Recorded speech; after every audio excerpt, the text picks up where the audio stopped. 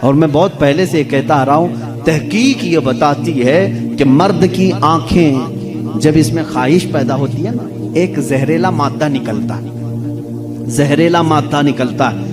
آپ دیکھو غور سے کسی چیز کو، نظر لگتی ہے نا، سب کا یہ تو معمول ہے، نظر لگتی ہے، وہ اس کی نظر لگ گئی، اس کی نظر لگ گئی، تقریباً سب لوگ مانتے ہیں نظر لگتی ہے، اور اسلام بھی کہتا ہے العین حق، نظر لگتی ہے۔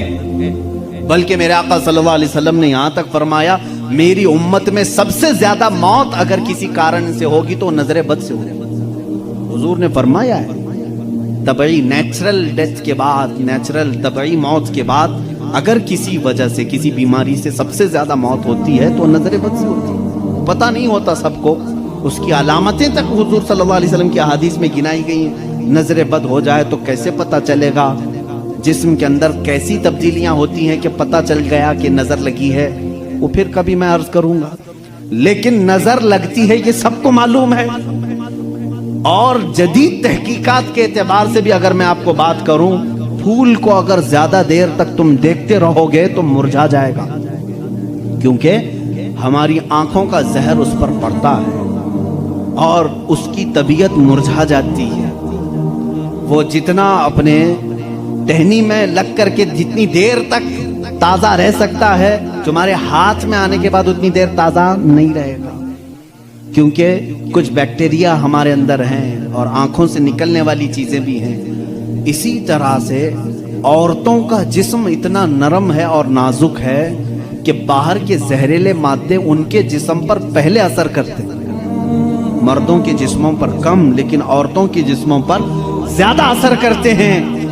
اب کوئی وحشی درندہ جس کی نگاہیں زہر پھینک رہی ہوں اور کسی لڑکی کا جسم ننگا ہو، وہ بغیر لباس کے ہو، تو ظاہر سی بات ہے اس کے جسم کے اندر جیسی ہی وہ نظریں جاتی ہیں، اس کے دل میں بھی برائیوں کی خواہشیں پیدا ہونا شروع ہوتی ہیں۔ ایک طرفہ نہیں ہوتی یہ سب چیزیں، اس کے اندر جو خرابی آئی وہ اس کی آنکھوں کی وجہ سے۔ اسی لیے میرے آقا صلی اللہ علیہ وسلم نے فرمایا فَإِنَّ الْعَيْنَ تَزْنِي، آنکھ بھی زنا کرتی ہے۔ حضور صلی اللہ علیہ وسلم نے فرمایا آنکھ بھی زنا کرتی ہے۔ اب مجھے بتاؤ میرے عزیزو، اسلام نے اتنی جو حفاظت کی ہے عورتوں کی، اس کو تم کہہ رہے ہو زور زبردستی ہے؟ اسلام دین فطرت ہے، صرف وہی بات کرتا ہے جو انسان کے لیے سوٹیبل ہو، جو تمہارے جینے کے لیے اچھا ہو۔ اب میں آؤ تو میں تم کو یہ بھی بتاتا ہوں، کچھ لوگ یہ کہتے ہیں کھانے پینے کے معاملات میں بھی، اب یہ بات تھی عورتوں کی، اور ہاں یہاں پر میں یہ بات بتا دوں کہ یہ برابری جس کو کہہ رہے ہیں نا، وہ برابری ہے نہیں۔ تم کبھی بھی اس کے جواب دینے کی بھی کوشش مت کرو۔ یہ برابری کس کو کہتے ہیں؟ ان کے سامنے رقص کرے، ڈانس کرے، برابر کرے۔ اگر مرد جو ہے کھلے عام گھومتا پھرتا ہے اور ننگا ہو سکتا ہے تو عورت کو بھی اتنا ہی ہونا چاہیے، عورت بھی اتنا ہی دکھائے۔ تو یہ تو ایسی برابری ہے کہ اتنا اگر شوق ہے برابری کا تو پھر ایسا کرو، اپنی بیوی کے ساتھ معاہدہ کر لو، 1 سال تو بچہ دے گی، 1 سال میں بچہ دیتا ہوں۔ یہ برابری کرنے کی چیز ہے؟ ارے سارا بچوں کا درد عورت ہی کیوں سہے؟ تم بھی تھوڑا سا پارٹنرشپ میں لے لو۔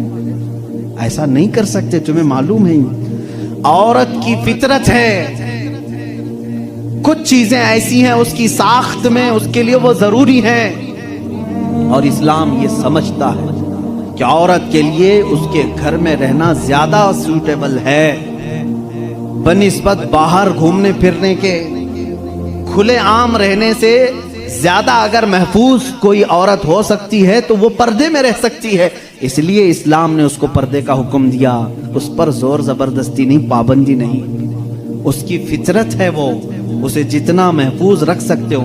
اب خریدنے والی چیزوں میں ہی آپ دیکھ لینا، اب اس کو میں عقلی طور پر اگر آپ کو بتاؤں، کچھ چیزیں ایسی ہیں آپ خرید کر، آلو پیاز لے کر کے آئے، آلو پیاز لے کر کے آئے، آپ کی کچن میں آپ نے اس کو کسی بٹی میں رکھ دیا، ٹوکرے میں رکھ دیا، کہیں پر بھی رکھ دیا، چل جاتا ہے، رکھ دیا۔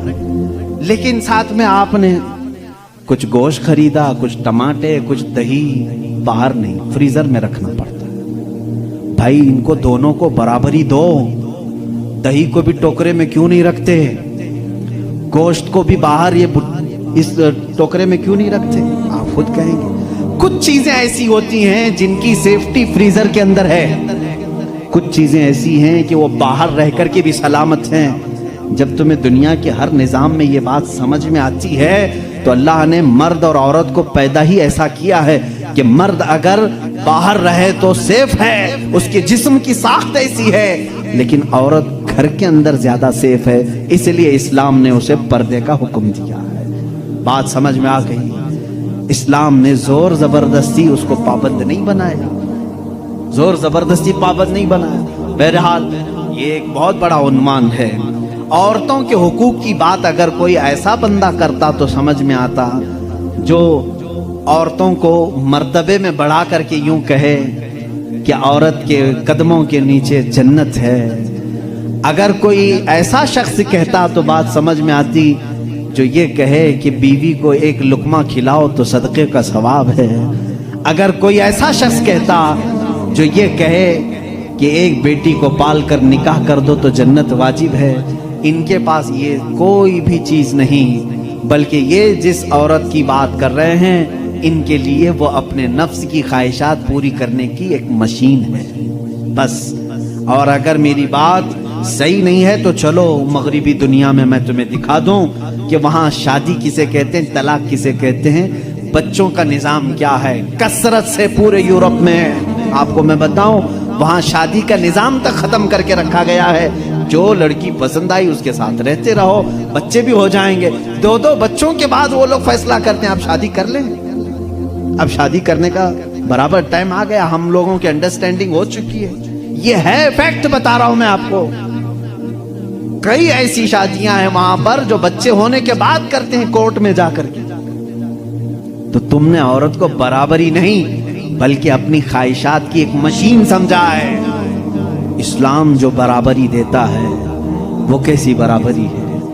یہ اسلام ہی تو ہے جو عورت کو اتنی عزت کے ساتھ گھر لانے کا حکم دیتا ہے، اتنی عزت کے ساتھ۔